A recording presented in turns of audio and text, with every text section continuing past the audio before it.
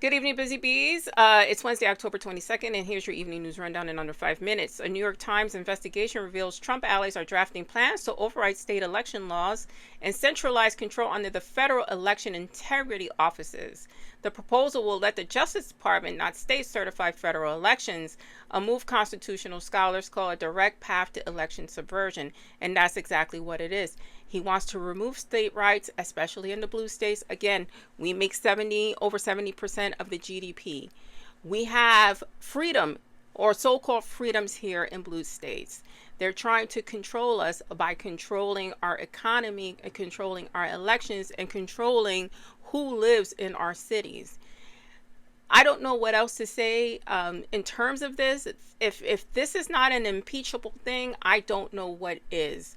What is it going to take for the GOP to wake up? I don't know. Maybe in those red states, people standing up there. They expect it from the blue states. But if people can get together in these red states and say, listen, I want my voting right, because they're coming after your votes too. It's just not us, because God forbid you wake up. You won't even be able to vote the way you want. You won't have a choice either.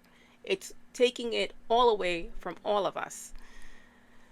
President Trump is reportedly reviewing whether the Department of Justice should pay him $230. Ultimately, he says the buck stops here. I'm in control of whether I get this money or whether you owe it to me for my pain and suffering. It's not DOJ money. It is your money out of your pocket, out of my pocket. It is our tax dollars that this man is openly stealing and enriching himself with. That's not impeachable. And that's not, a conflict of interest that he alone makes this decision. California Governor Gavin Newsom to deploy the National Guard to support food banks. So ahead of, the SNAP benefits ending, Gavin Newsom is activating the National Guard to support food banks because people are going to have food shortages, and a lot of them. People who are working, who are even not on SNAP benefits, go to these food banks, for support. This is how they're able to make ends meet. And now with more people going to these food banks, there's going to be food shortages. It's going to get very ugly out here. But there's money for $230 million there, the ballroom over here, my private jet over there. There's money for that, but there's not money to put food in your mouth.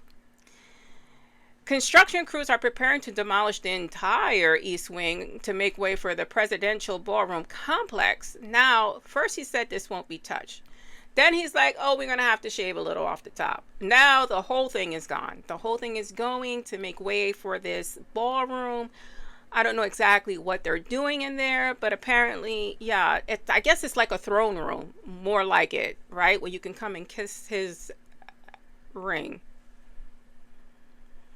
And that is your evening news rundown. I'm Simply Sugar. Stay smart, stay safe, stay informed, fight for your voting rights, fight for your rights to live in the United States, fight for our democracy. Like, share, and follow if you can. Again, if I didn't say stay smart, stay safe, stay informed.